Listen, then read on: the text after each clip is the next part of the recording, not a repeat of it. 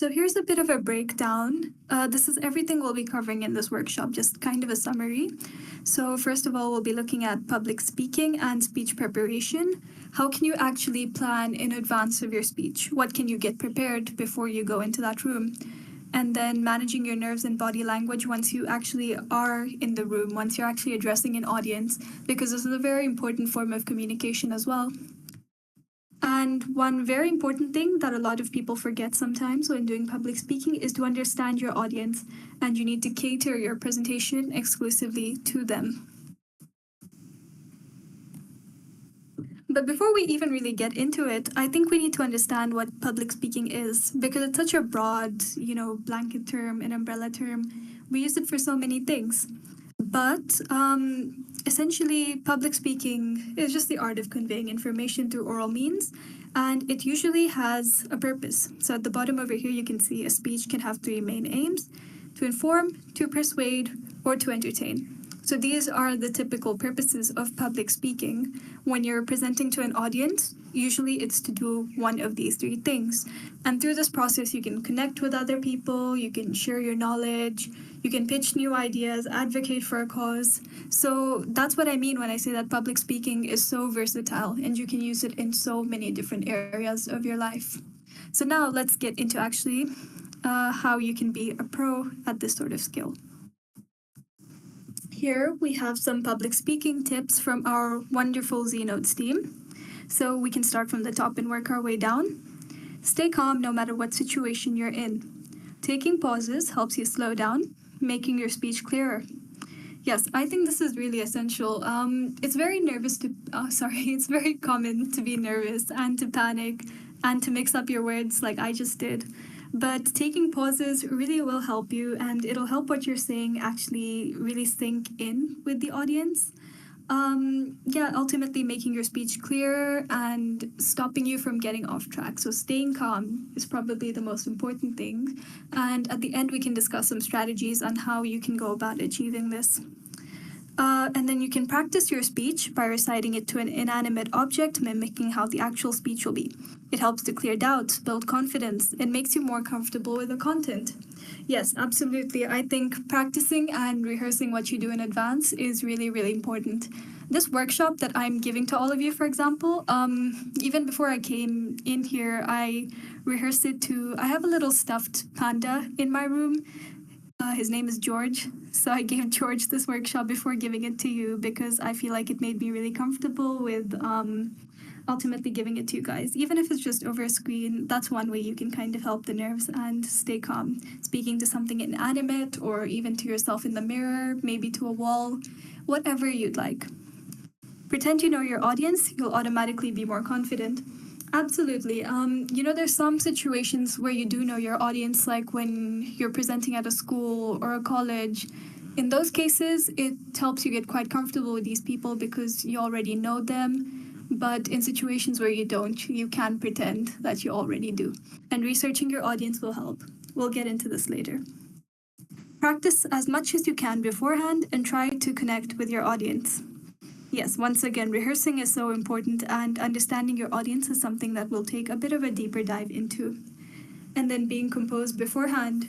Once more, yes, this is really, really crucial to stay calm, because as long as you're calm, I feel like you can kind of conquer anything. When you panic, so many thoughts start to flood your mind, you become really overwhelmed and you can lose track. So composure is one thing that you really need to practice before going into any sort of situation where public speaking will be required. Try to stay calm. Yes, you can see so many people are putting emphasis on being calm, just composure, because I think that is the only way to really conquer public speaking. Speak slowly so your audience can easily understand what you're saying. Absolutely, it's not a rap battle, so you don't have to go super fast. Take your time. Whatever your conversational pace is, just go at that. And then also ask for feedback after your presentations. Practice often beforehand. Yes, rehearsing is really important, and feedback is an incredibly crucial aspect because this will help you prepare for more public speaking situations in the future. So maybe if one occasion doesn't go so well, you can always get feedback and improve for the next time. It's just continuous improvement, really. So I'm just looking at the chat now and I see that there's some questions. So, do you think public speaking skills are more important today than they were in the past? Why or why not? I really think they are. You know, as our world is becoming more digital, there's so many more opportunities for us to use this kind of skill, like I am right now through this workshop. And a lot of our ZNotes ambassadors get the opportunity to present within their schools to other people because of this online opportunity that they've been given to do an ambassadorship with ZNotes. So I think that's just one example of the way how a digital age is making public speaking so much more widespread. There's so many more opportunities where we can use public speaking. And of course, over COVID, like with Google Meet and stuff, it became really widespread as well. So yeah, I do think they're more important than they were in the past. Also because people are getting more opportunities now as education advances and the rates of unemployment are becoming lower in a lot of places. So this is a skill that is really required in a lot of careers. So more important, definitely more widespread. That's what I would say. What techniques do I use to calm my nerves before speaking? Actually, some of these that our team members stated on this slide. Like I told you guys, I spoke to my stuffed panda before this presentation. I think it really helped me calm down. And just pretending I know you guys. Like, I know some of you in here already, some of you I'm speaking to for the first time, but I think ultimately it just makes me comfortable knowing that you guys share a similar interest. Okay, what are some effective strategies? Yes, okay, we've covered that. So I'll move on to the next slide. Speech preparation. For a speech to be effective, it's important that it engages the audience. So yes, this ties into understanding your audience beforehand. That's something we'll look at later. But right now, the slide is going to focus on how you can actually plan beforehand, because you need to follow sort of a sequence before you actually give your speech that's going to help you prepare for it in the best possible way. There's a lot more to it than just standing in front of people and being confident, because confidence is really important. But without a plan, your message just won't have the same effect. Whatever you're trying to deliver, it just won't be as impactful as if you did plan beforehand. So to avoid rambling, planning is really, really important. Over here we have a literal roadmap showing us all the different steps of planning. So let's start from the very beginning. The first thing you need to do is identify your purpose. Ask yourself, why are you speaking? Yeah, so do you guys remember at the start when we were looking at what public speaking is, we covered that there's 3 different aims, right? To inform, to persuade, and to entertain. So you need to identify your purpose. For the sake of this roadmap, let's pick our purpose, okay? Let's say it is to persuade. So, for example, if I am running for student council president and I want to convince my school to vote for me, and I'm giving a speech in assembly. So that is the purpose of my public speaking, okay? To persuade them to vote for me. Know your audience. So yes, research their demographics, their values, and their preferences to enhance your message. So again, if I'm delivering a speech to get people to vote for me, I would have to understand the needs and the wants of the students and the teachers at my school, and then tailor my speech to kind of include that and convince them ultimately why I am the best choice. And then add significance. Make your speech impactful, emphasize why your audience should care about your message. Yeah, once more. So talk about what would happen if they vote for you, why would they benefit? And if they don't vote for you, then speak about some of the reasons why that would be a disadvantage for them. So add significance, tie in your audience to it, and make them understand why it concerns them. Gather potential content. So this is the typical research phase I think a lot of people associate with planning, like collecting quotes, anecdotes, statistics, data. All of those sorts of things are things you can put into your speech to really emphasize the facts and also to sway things in your favor. So adding quotes or stories about my time at the school as a student would help me to make a bigger impact on people and convince them to vote for me. And then defining a clear message. filter your gathered content into a clear and concise message. Yeah. So all of the parts that you think are kind of unimportant, they're not really relevant to the topic, maybe just filter those out and keep only the main parts. Expand on them a little bit. And yeah, I think that'll help it become really memorable and not too difficult to sink in to the audience. Over here, the roadmap is continuing. Organize your content. Yeah, so now what you want to do once you've got kind of the main points is to structure it into a proper argument for why people should vote for you if you're running for student council president. So this would include a beginning, maybe 3 paragraphs after, a conclusion. Really, it's up to you depending on the context how you want to organize your speech. Because it's always going to be different, but a structure does need to be put in place so that you avoid rambling. And over here, we can see prepare a strong opening and ending. Yeah, a strong opening is so important to hook your audience, but the ending needs to be just as firm because you don't want to lose your flair at the end.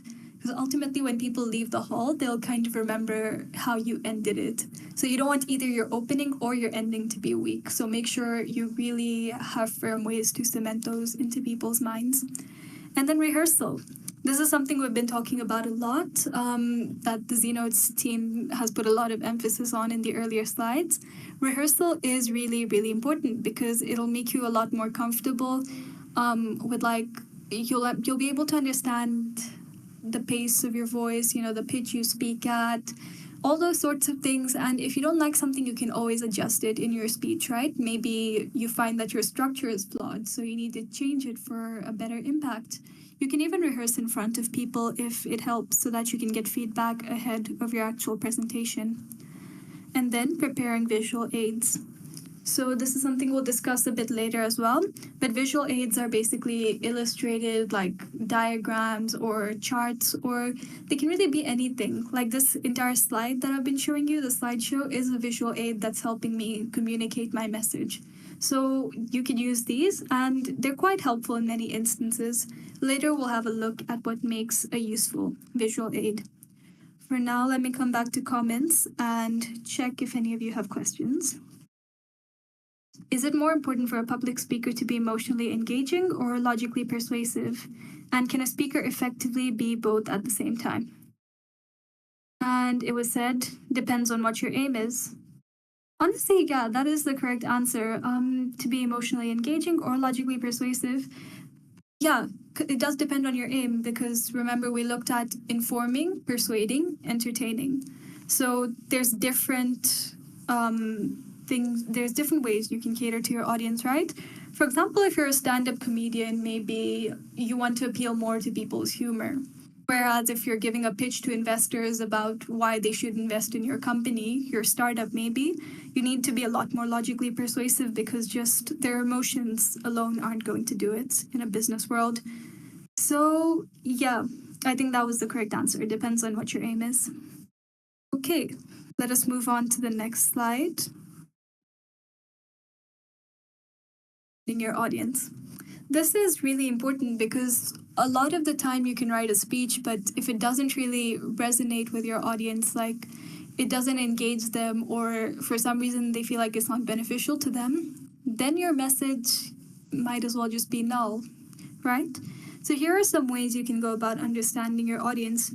You could research them in advance. So it always depends on context, right? Because it always comes down to who you're speaking to.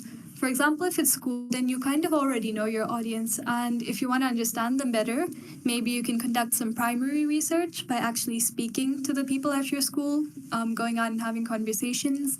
But if you're speaking to, for example, the president of your country, maybe you want to research them on Google beforehand.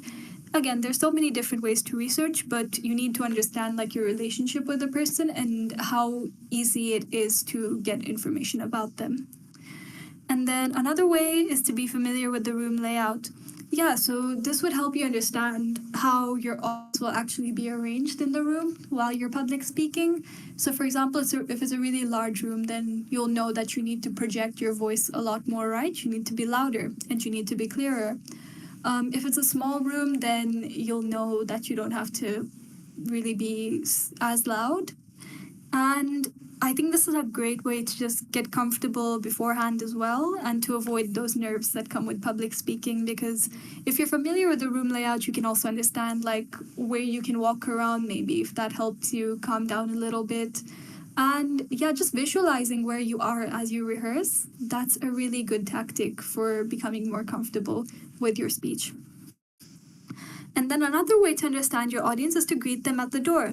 Maybe you didn't have the opportunity to do research beforehand or you couldn't find anything. So it's the best, I think, to get information from the audience themselves. As they're coming in, just greet them. Maybe if you want, ask them a question. This is best, I think, in more informal settings like workshops, for example, physical ones, to kind of gather their knowledge and their expectations from the workshop so that you can always tailor your presentation according to them, right? It'll also make your audience a lot more receptive to you, I think, if you greet them, because they'll be more familiar, more friendly, more comfortable with you overall. And then there's the call and response technique.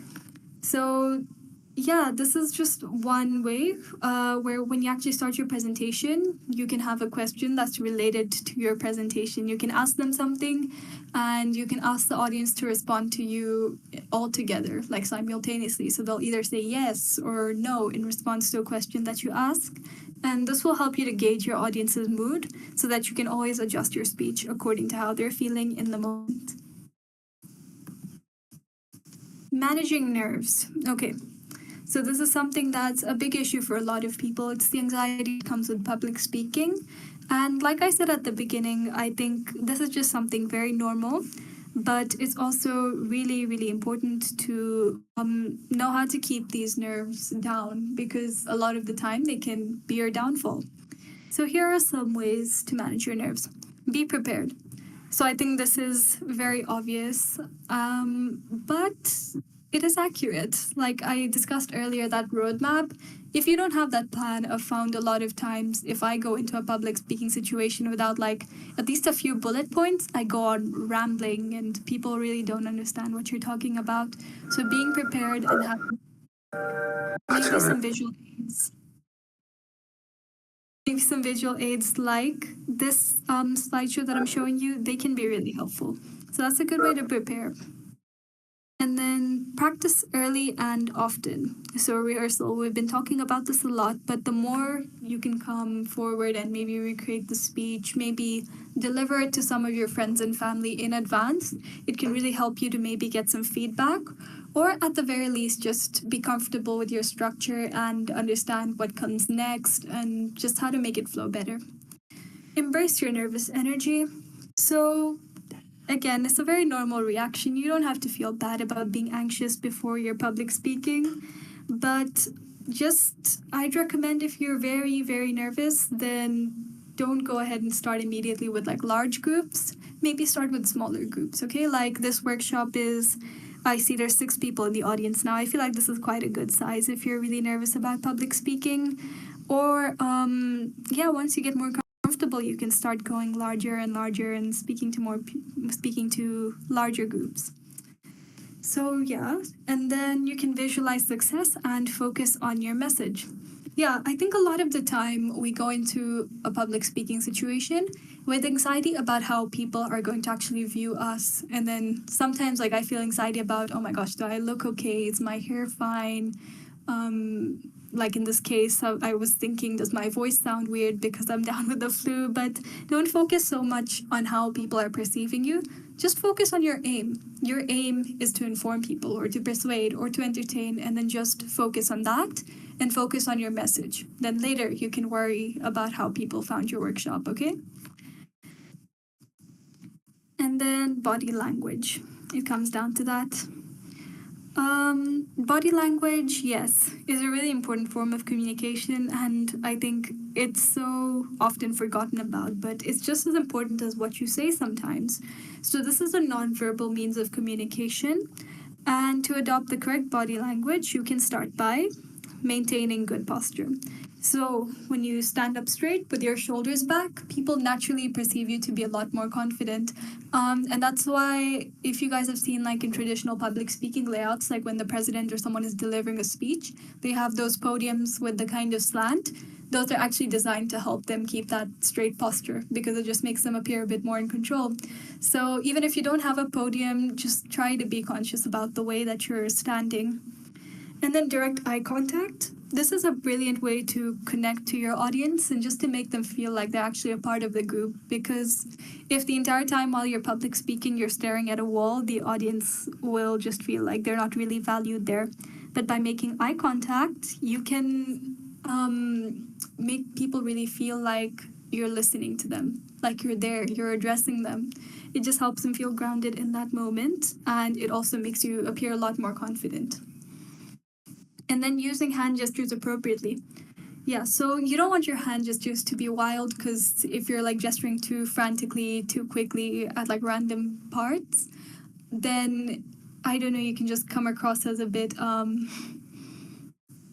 crazy, frankly. But they need to flow a bit naturally with your speech to amplify your message and make you feel more genuine. So, like pointing at your visual aids, maybe, or I know some people, they're very in control with their hands. So, just doing that, it can make you come across as a lot more confident, as somebody who's like not standing stiffly in anxiety. And then again, continuing with body language, facial expressions. These are so important because sometimes when somebody's giving a speech and their face is just like completely set in a neutral way, you just think like they don't want to be there, they're not in the moment. But also if somebody's too happy, too eager, you feel like, you don't know, like they might not come across as very professional. But a good facial expression, depending on the context, depending on your aim, is really important. And then empathy. Last but not least, this really helps you to connect with your audience. Just put yourself in their shoes. Even if your aim is something like to persuade, then aim to understand their point of view as well if they don't agree with you, because the aim of public speaking is not just to like always be so controlling of others and their opinions, but it's also to understand. So let it be kind of interactive and just understand other people. Okay, now we're kind of moving on a little bit with body language to speak about the 4 P's of public speaking. I think if you don't take away anything else from this workshop today, then at least take this. Projection, pace, pitch, and pauses. When you're actually speaking, these are the 4 things that you really need to consider. And I think you should really think about when you're rehearsing for anything, because it's what people will remember the most about your presentation. So projection.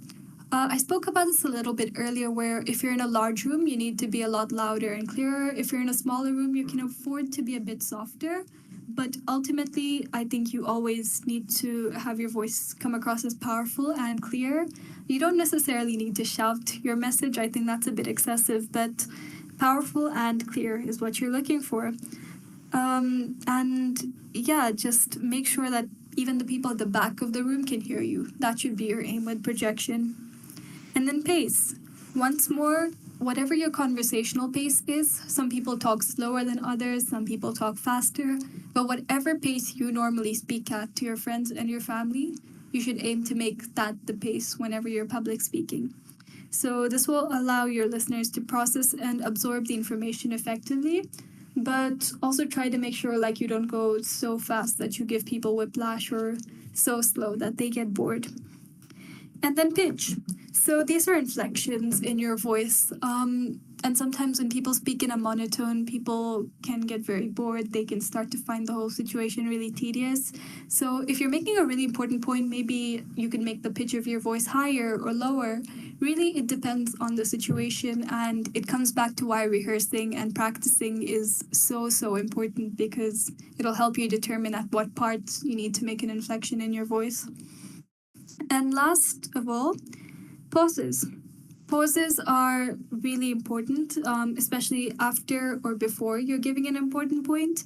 This is for emphasis, and it allows your audience a bit of time to just reflect and take in what you said. Because again, if you go too fast, there'll be parts that they miss out. So pausing is really important for effect. Visual aids. Yeah, so we mentioned this earlier, And visual aids, there's two kinds of them, okay? There's statistical ones, and these are more so to do with numbers. So your pie charts, your line charts, bar charts, all your graphs, and those sort of things, they fall under statistical data because they're representing numbers. And illustrative data is to describe an idea or a concept. So these are usually pictures or symbols. Over here in this little graphic, we can see like an eye, a calligraphy pen, a play button. So these are more to do with illustrative data that can help your audience to make a link between that image and what you're saying so that it helps them remember even after the presentation is over. So these are a few ways to make sure your visual aids are appropriate because sometimes it's easy to get distracted and kind of go wild with these visual aids. But if you remember these 7 things, I think it's really going to help amplify your public speaking presentation. So first of all, simplicity. Make sure that it's nothing overwhelming. It's just something small, something clear, something that's related to what you're talking about. And then structure. So this should be in a logical, easy to follow manner. So your bar charts as well, like make sure you label them. This is especially relevant for your statistical data. And then attractiveness. So if your visual aid is not very attractive, I doubt people are going to want to look at it. So it's very important that they do want to look at it. And you can do this by considering the colors, the fonts, the images, and maybe alignment. So yeah, make sure that it's appealing to your audience. Accuracy. Make sure all the information is accurate. And this is especially relevant in statistical data once more, because if there's somebody out in your audience who is an expert on what you're speaking about and they call you out for inaccuracy, then that'll just make you look really bad and it'll confuse the audience. And then your purpose. Yeah, once again, coming back to the fact that it needs to align with your aim for the presentation, okay? Like, I don't know, it'd be very inappropriate to put a picture of, I don't know, you're trying to like promote environmental consciousness and you put a picture of somebody littering, I don't know, something like that. You just don't want to pick something that really goes against your goal or your message. And then precision. Make sure that it supports your key points. Once more, linking back to simplicity, okay? Make sure that it's short, it's sweet, and it doesn't overwhelm the audience. And emphasis. So I recommend using visual aids only for the most important parts of your message, because if you put too much in the presentation, then it's all kind of going to seem the same. So you want to make sure that they really remember the most important parts. And public speaking, lastly, is an iterative process. I said in the beginning that it's like a cycle, right? It's continuous improvement. And I think this shows that really well. So you would first get feedback after you do a public speaking procedure, okay? Whether you're just rehearsing for something in front of friends and family or you've already given a speech and you've asked people for feedback, you'd take that in first of all, whatever they say, and you'd reflect on it. You'd start thinking about ways that you could go about improving this and taking what they're saying into account. And then you can revise and enhance what you've reflected, basically. So you'd think maybe if somebody said you weren't very clear, you might think that your structure was flawed, so maybe you need to reorganize that. And then you'd rehearse it again.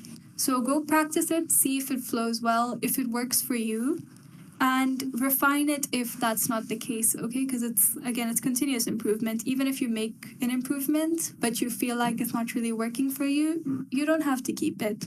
So this is the stage where you keep refining your new changes. And then you finally deliver what you're happy with. You make another presentation and this time get more feedback and check whether you've improved, whether you stayed the same. Maybe you've gone a little bit down in some aspects. But this is really going to help you to make your public speaking incredibly strong, because it's not just something you can sit down and prepare for in one night. I think it's really a cycle that takes time. And that's why it's okay to feel so nervous and anxious at times, because it's something you overcome very, very slowly. Oh, and that's the end of our presentation. I just want to thank everybody so much once again for coming to support me. I'm really happy. I was a bit nervous at the start, but you've been such a great audience. And yeah, I think this went wonderfully. So, does anybody have any questions? Oh, thank you for the applause. Oh, somebody has a question. Last month, I had my English speaking exam, and my hand started to shiver. Started shivering in the middle of it. My question is, what should I do in that situation? Hmm. I think beforehand, if you've rehearsed a lot, if you've made a plan in advance and everything, you have nothing to be scared of, but it's a very natural situation. And I understand you because I had my French speaking exam last year and I was just so nervous about it. I was shaking as well. Ultimately, what I had to do is just to ground myself. I had to take a pause and not too long that it impacted my score, but just long enough for me to ground myself, to remember my structure, and to remember to stay calm. So maybe take a few deep breaths because I don't think they'll really penalize you for that. And yeah, just remember to stay on task. Keep your structure the way that you planned it. Don't do anything spontaneous that you hadn't planned. But yeah, ultimately, what I can say is prevention is better than doing something in the middle. Like if you start shivering in the middle of the exam, it's a natural response. But if you prepare in advance, really, I feel like you're good. You have nothing to be scared of, and you just need to remember that you've done your best. Oh, thank you so much, guys. Thank you.